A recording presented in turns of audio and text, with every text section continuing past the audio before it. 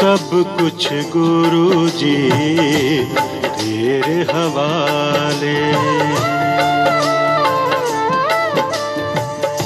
सब कुछ गुरु जी तेरे हवाले, सब कुछ गुरु जी तेरे हवाले।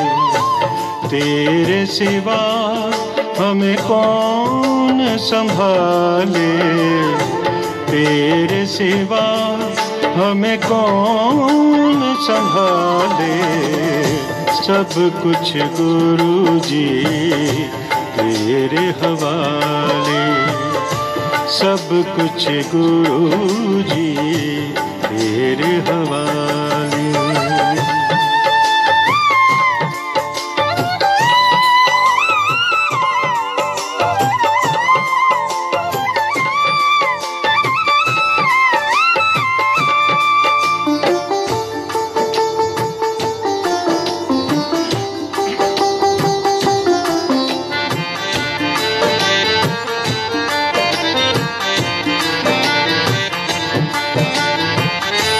तू ही सब कुछ करे कराए,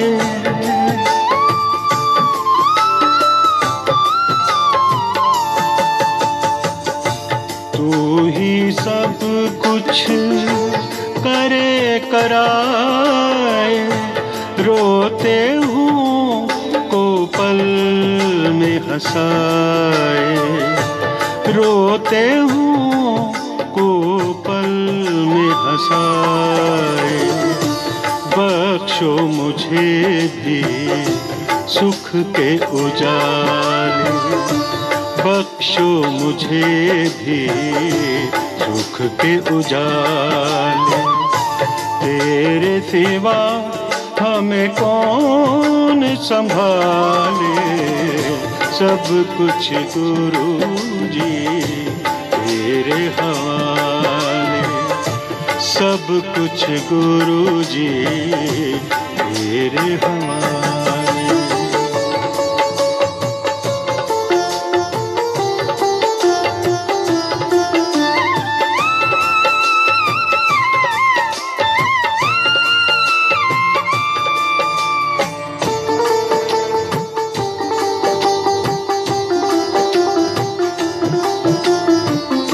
तरस रहे हैं तेरे दर्शन को,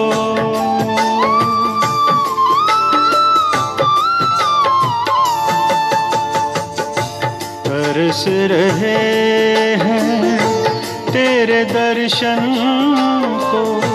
झलक दिखा दो इस नैनन को, झलक दिखा दो इस नैनन को। जन्म सवारो ओ डुगरी वाले, जन्म सवारो ओ डुगरी वाले। तेरे सिवा हमें कौन संभाले, सब कुछ गुरु जी तेरे हवाले, सब कुछ गुरु जी तेरे हवाले।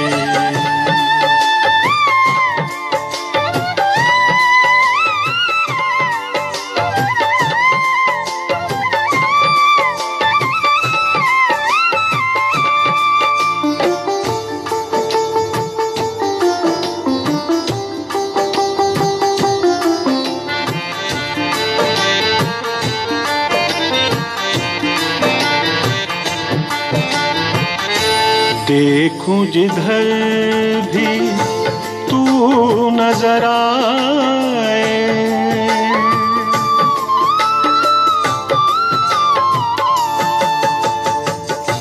देखूं जिधर भी तू नजर आए। तेरे सिवा कोई और न भाए, तेरे सिवा कोई और न भाए। ममता को भी चरणों में बिठा ले, ममता को भी चरणों में बिठा ले। तेरे सिवा हमें कौन संभाले, सब कुछ गुरु जी तेरे हवाले, सब कुछ गुरु जी तेरे हवाले, सब कुछ गुरु जी तेरे हवाले।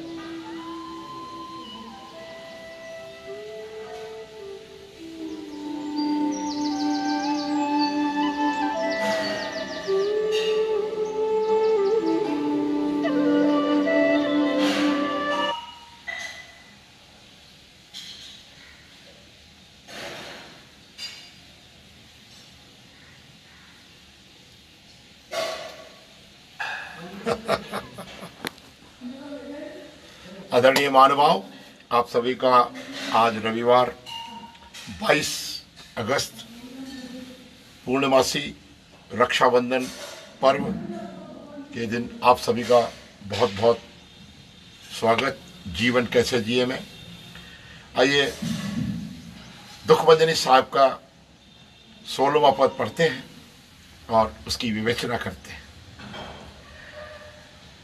बिलावलु मैला पंजवा, हरे हरे हरे आराधिए, हो ये आरोग रामचंद्र की लसटिका, जिनी मारिया रोग रहाओ। गुरपूरा हर जापिए, नित की चय भोग, साध संगत के वारणे मिलिया संजोग। जिस सुमरत सुख पाइए, विन से बीगे, नानक प्रभु शरणागति, करण कारण जोग। वियोग, जिस सुमरत सुख पाइए, बिन से वियोग, नानक प्रभु शरणागति, करण कारण जोग। बंधुओं, मित्रों, भगवत प्रेमियों, हमें प्रतिदिन गुरु महाराज की संगत में, परम प्रभु के आस्था के, श्रद्धा के भावों में हमारे जीवन में कुछ न कुछ नया आता ही है। किस तरह से हम अपने जीवन को संचालित करते हैं, ये भी सब उस परम प्रभु की कृपा है। हरे हरे हरे आराधिए, हो ये आरोग।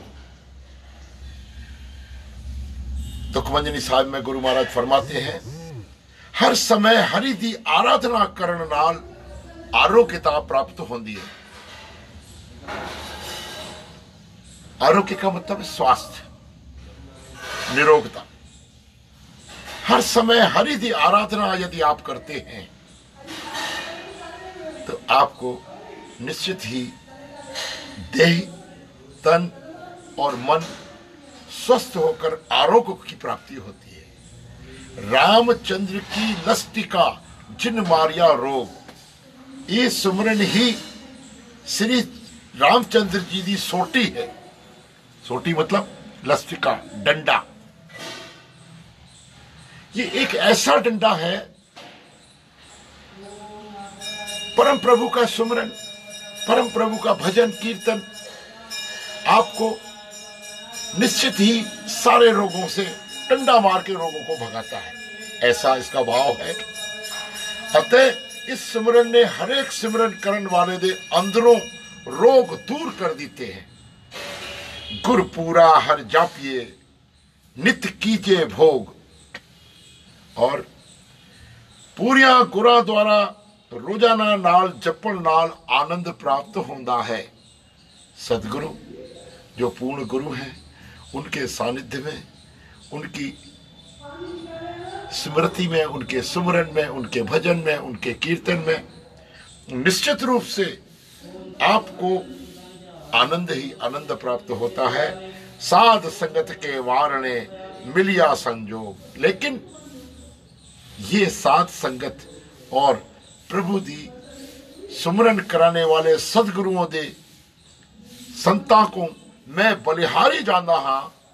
गुरु महाराज लिखते हैं, साध संगत के वारणे, अपने आप को वारता हूं मैं उनके ऊपर। सत्ता आदि संगत, संता दी संगत तो बलिहारे हाँ, जिन्ना दी कृपा नाल यह मेल मिलिया। परम प्रभु की कृपा, सदगुरुओं की कृपा से ही हमें संत पुरुषों का मिलन होता है। हमारी संगति संत पुरुषों की जो हमें मिलती है अपने जीवन में समय समय पर, वो हमें निश्चित रूप से हरि की कृपा के नाल ही मिलती है। जिस सुमरत सुख पाइए विनसे वियोग, जिसके सुमरन करने मात्र से, जिसका सुमरन कीत्या सुख पाइंदा है, जिसके सुमरन करने मात्र से सारे विछोड़े वियोग दूर हो जाते हैं।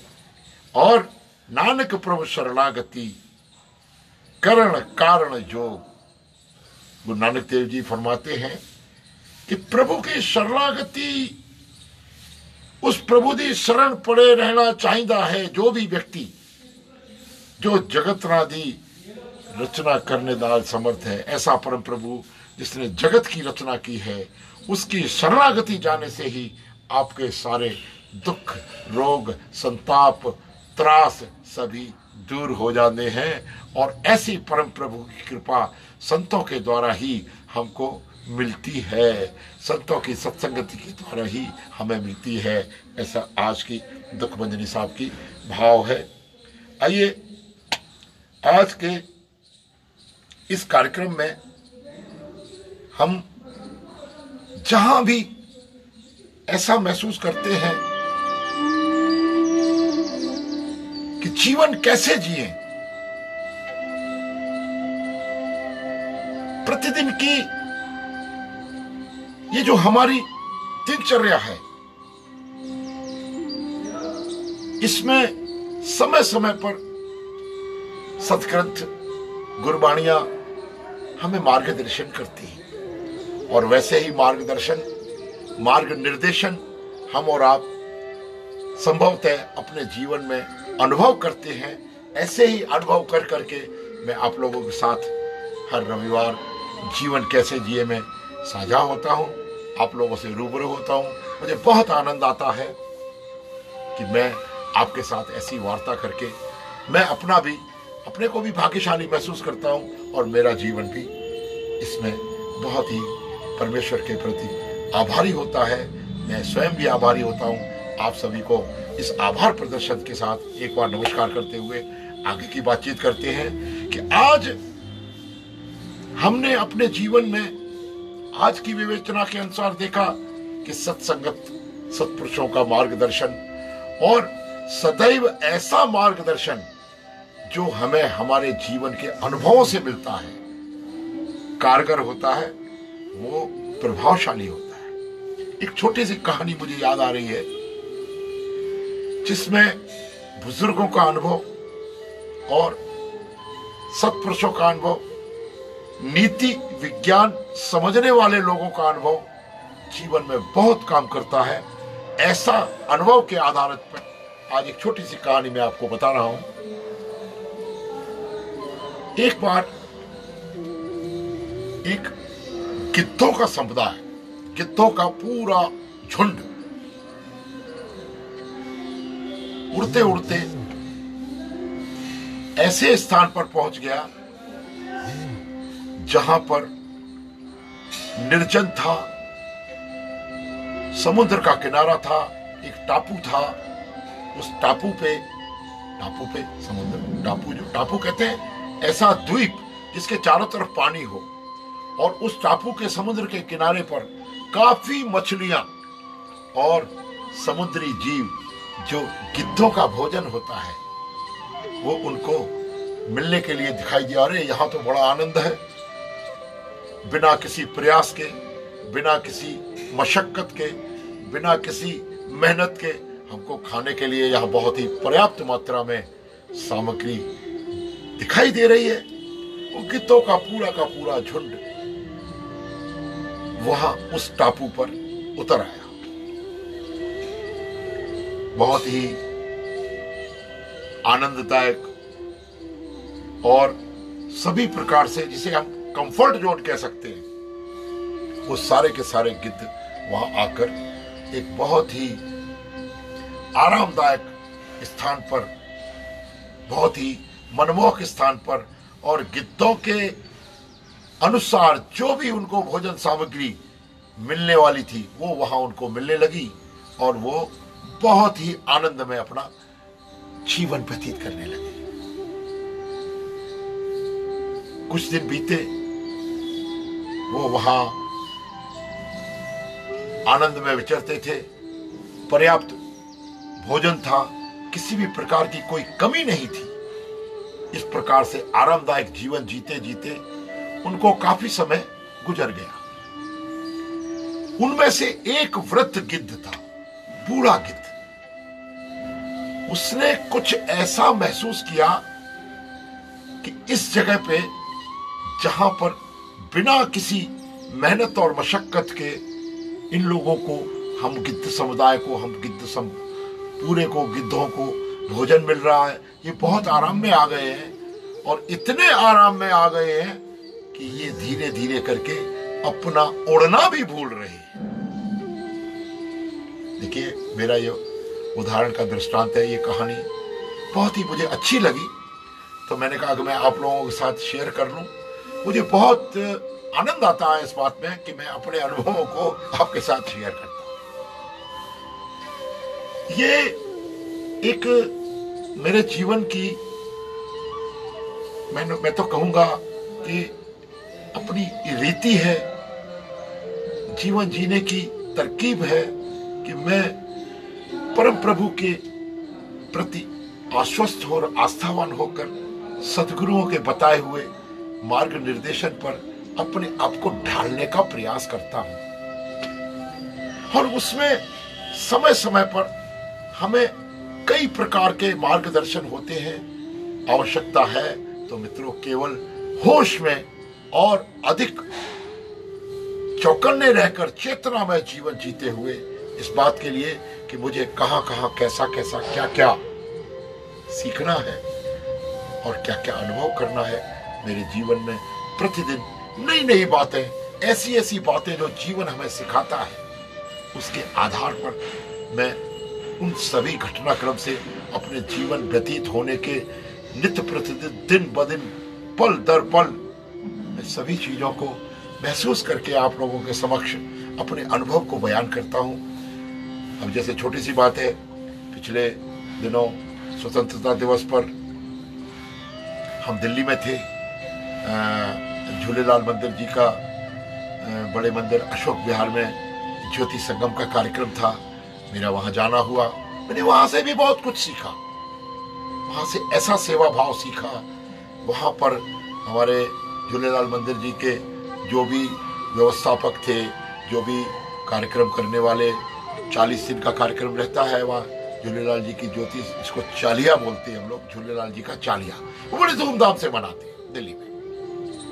तो वहां इन दिनों जाके मैंने एक चीज महसूस की कि अपने जीवन में कहीं ना कहीं जब आप कंफर्ट जोन में आ जाते हैं, जब आप ऐसे भाव में आ जाते हैं कि आपको अपने आहार की, अपने निद्रा की, अपने शरीर की, अपने घर की, अपने परिवार की थोड़ी सी चिंता कम हो जाती है। अथवा ऐसे स्थानों पर जहां धाम होते हैं, मंदिर होते हैं। मेरा 5 दिन का प्रवास वहां रहा और मैंने वहां से एक स्थिति सीखी और उसी स्थिति के आधार पर, हालांकि बहुत पुरानी बात है, अजगर करे न चाकरी, पंछी करे न काम, दास मलुका कह गए सबके दाता राम। मैंने अपने जीवन में वहां ये ऐसा महसूस किया, समय पर मुझे खाना मिल जाता था, समय समय पर नींद मिल जाती थी, सुबह शाम आरती पूजन, अरदास, पलव साहब, जैसे जैसे उस धाम की विशेषताएं हैं वो होता रहता था। तो उस दरमियान मैंने ये महसूस किया कि यदि आप स्वयं को कंफर्ट जोन में लाकर बिना किसी अतिरिक्त समस्याओं के अगर आप जीते हैं तो आपका मस्तिष्क और अधिक तेजी से आपके मन में हाव भाव विचारों में आपस में कुछ ऐसा चमत्कारिक प्रभाव आता है जिससे आप सोचते हैं कि एक ये भी जीवन है जहां हम किसी पवित्र धाम पर जाकर अपने आप को प्रभु के समर्पित कर देते हैं और वहां से हम क्या सीखते हैं कि प्रभु यहाँ बड़ा आनंद है, यहाँ बड़ा आनंद है। ऐसा कंफर्ट जोन वाला भाव मुझे इन दिनों महसूस हुआ।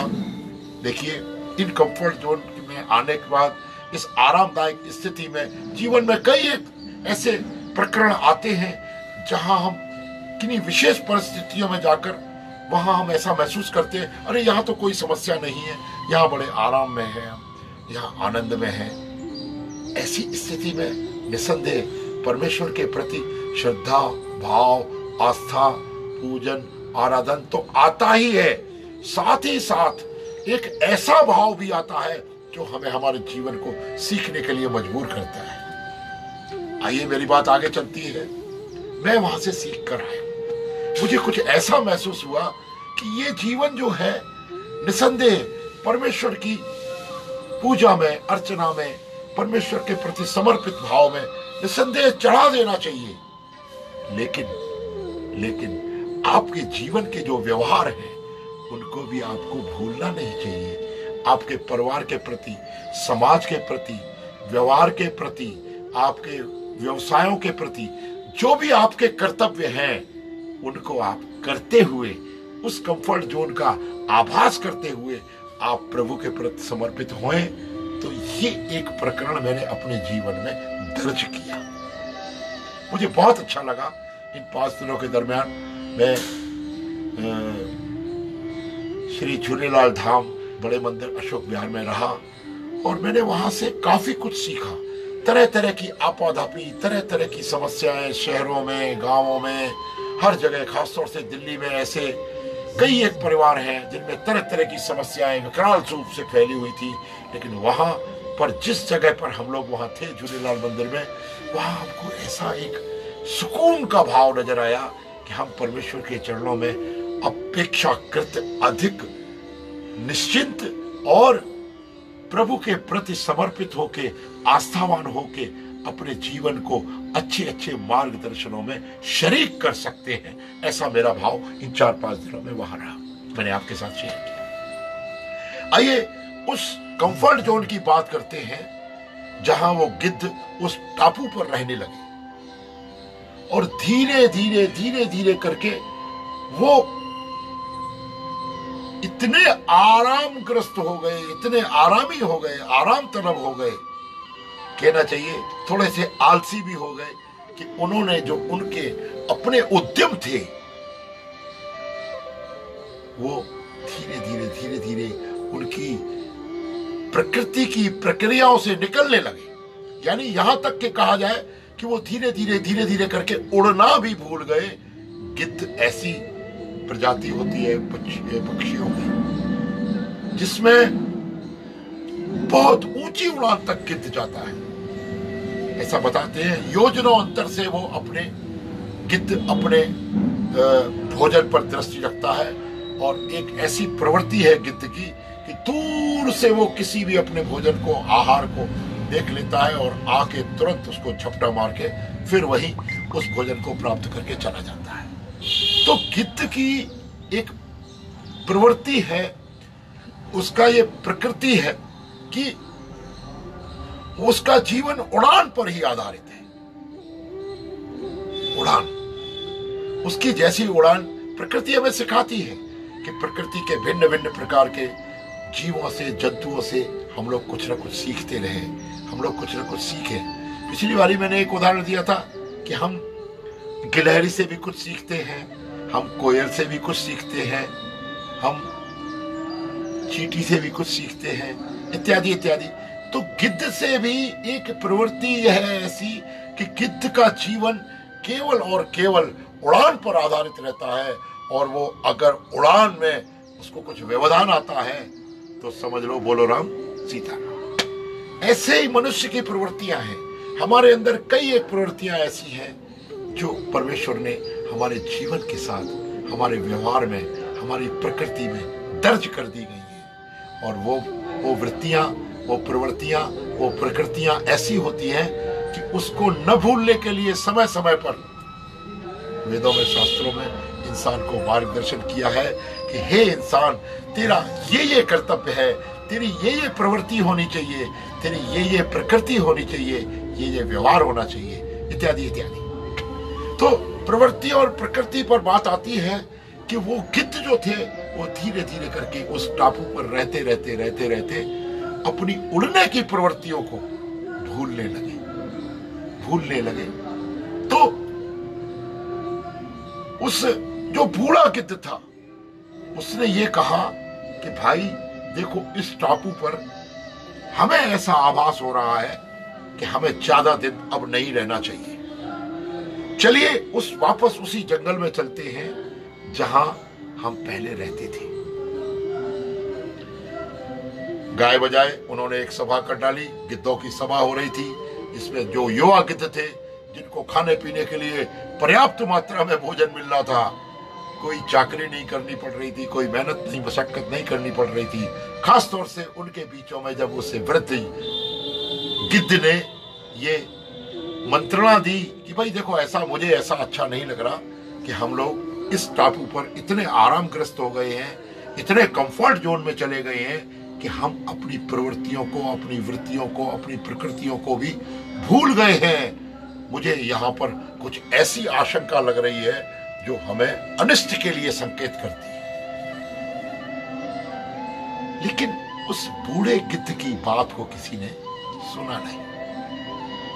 जैसे अनुभवशाली संत पुरुषों की बात को हम और आप नकार देते हैं, कभी उसकी तरफ ध्यान नहीं देते, ऐसे ही उस वृद्ध की बात, अरे ये गिद्ध तो बूढ़ा हो गया, चलो अभी इसी की बात पागल है, इसको ढीला हो गया, बुढ़ हो गया। ऐसा अक्सर हमारे समाज में दिखाई देता है कि कुछ अनुभवशील व्यक्ति जो परमेश्वर के प्रति समर्पित भाव से, दैव योग से प्रकृतिवादी होते हैं और ऐसा महसूस करते हैं कि हमें अपने जीवन को कैसे जीना चाहिए, ऐसे लोगों की मंत्रणा कभी कभी समझ में नहीं आती। वैसे ही उन गिद्धों को वो मंत्रणा समझ में नहीं आई।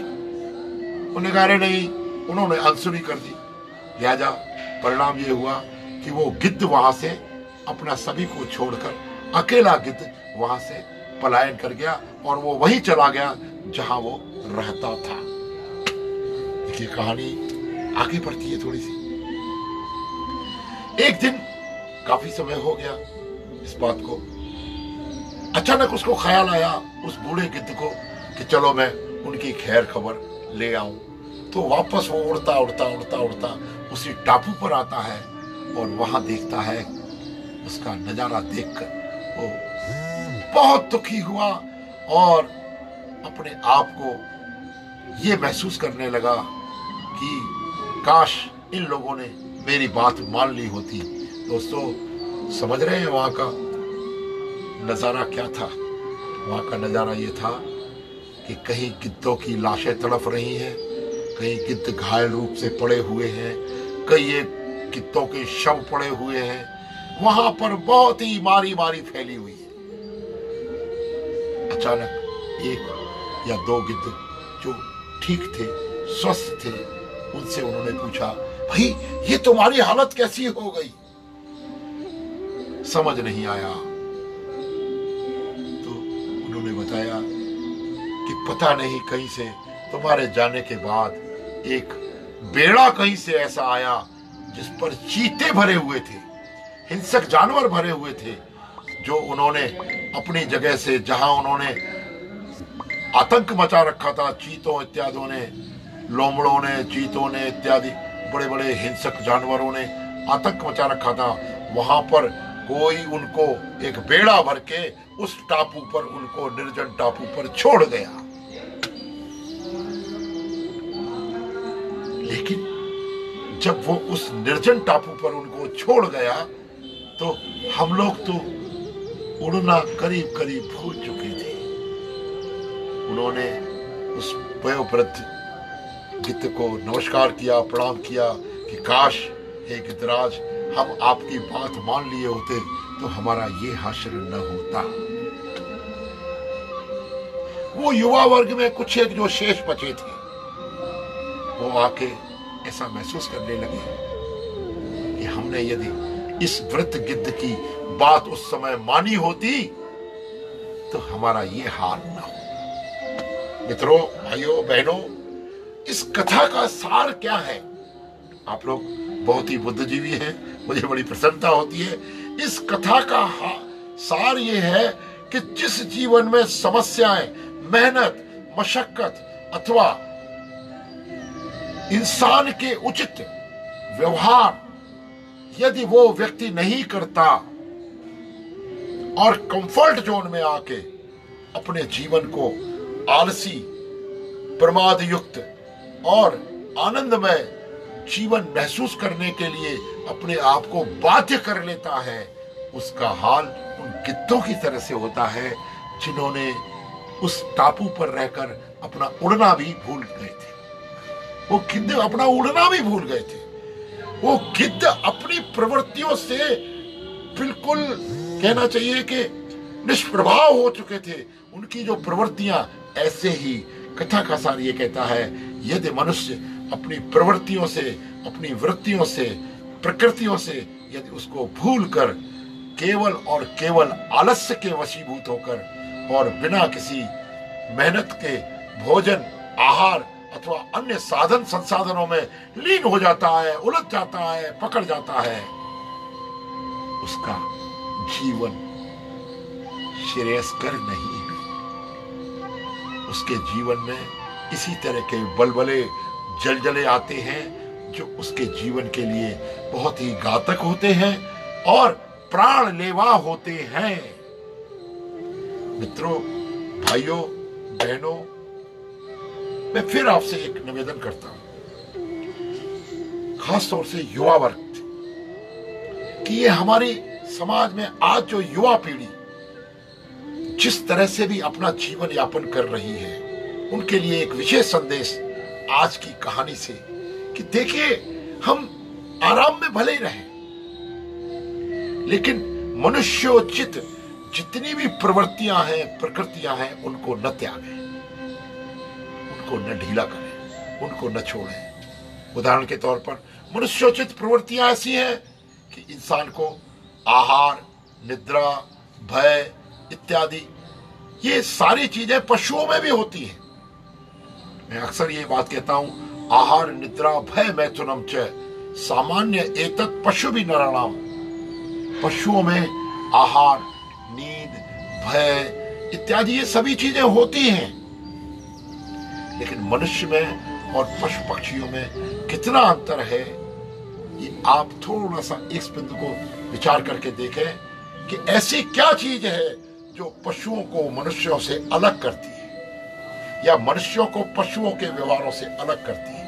अब हम लोग आप आसानी से कहते हैं, अरे यार, आप तो वो तो पशुवत है, वो तो जानवर है, इंसान नहीं है। इस बात की गहराई में जाएं, जानवर क्यों है और इंसान क्यों नहीं है, क्या अंतर है इन दोनों में?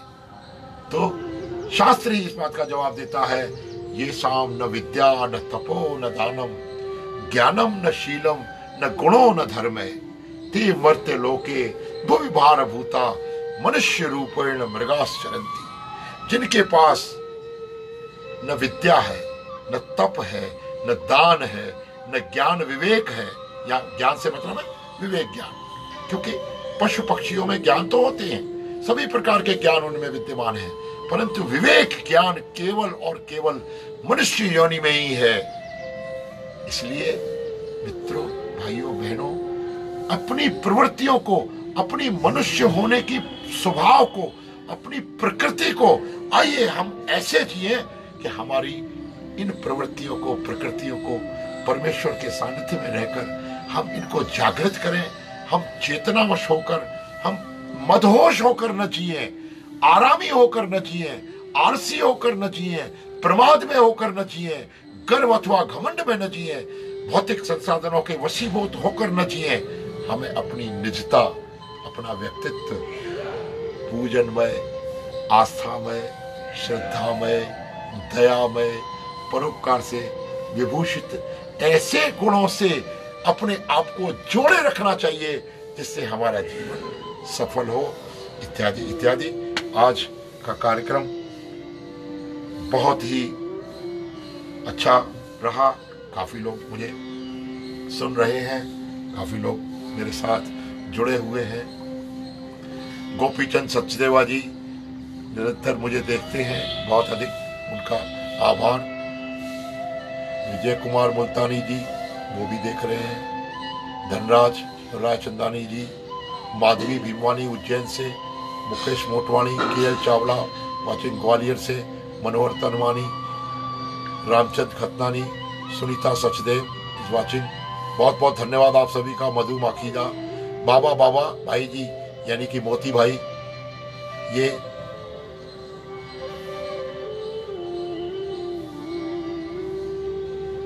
शामनानी, तीर्थदास जी, हाँ मेरे अभिन्न मित्र ये जलगांव से देख रहे हैं। राजकुमार गंगवानी जी, राजू जी बहुत बहुत धन्यवाद सागर से। अदिति आदि बिटिया हमारी बहुत बहुत धन्यवाद। नानकराम नागपाल जी, गुलवत्यानी जी, नंदलाल गुरनानी जी, संजय हिंदुजा, हाँ सवेरा हो गया बहुत जल्दी आज। आप मुझे ऐसी कहानियों के दिन आप मुझे सुनते हैं, मुझे बड़ा अच्छा लगता है। और इन कहानियों को आप अपने जीवन में उतारिए। आलसी मत बनिए, प्रमादी मत बनिए, कंफर्ट जोन में उतना ही जाइए जितना आवश्यक है। उसके पश्चात पुरुषार्थ, उद्यम इत्यादि इत्यादि इंसान को नहीं छोड़ने चाहिए। मैं नहीं कहूँगा कि ये कहानी हमें क्या सीख देती है, लेकिन इस कहानी का जो सार है वो यही है कि व्यक्ति हमेशा अपने मनुष्यत्व, इंसानियत और निजता का ख्याल करते हुए अपने आप को जीवन में सफल, कर्मठ, व्यवसायी, उद्यमी, पुरुषार्थी बनकर जिए तो उसका जीवन निसंदेह परमेश्वर के सानिध्य में सद्गुरुओं के बताए हुए अनुदेश, निर्देश, मार्गदर्शन के अलावा को बहुत कुछ इस तरह की बातें हमारे आपके जीवन में आएंगी। इस तरह से हम जीवन जिए। आपके साथ आप लोगों को आज के दिवस रक्षाबंधन पूर्णिमा पर्व की कोटि कोटि बधाइयाँ। आज अभी लोग सभी बड़े आनंद से रक्षाबंधन का पर्व मनाएं। मेरा आप सभी बहनों भाइयों से स्नेह बंधन के रूप में आज मैं सभी बहनों को, भाइयों को, बंधुओं को, माताओं को इस स्नेह बंधन के अवसर पर बहुत बहुत प्रणाम, आभार व्यक्त करता हूँ। इस तरह से आप लोगों के साथ सदैव मैं जुड़ा रहूँ, ऐसी मेरी शुभकामनाएं। आप सबके साथ बहुत बहुत आभार, नमस्कार, धन्यवाद।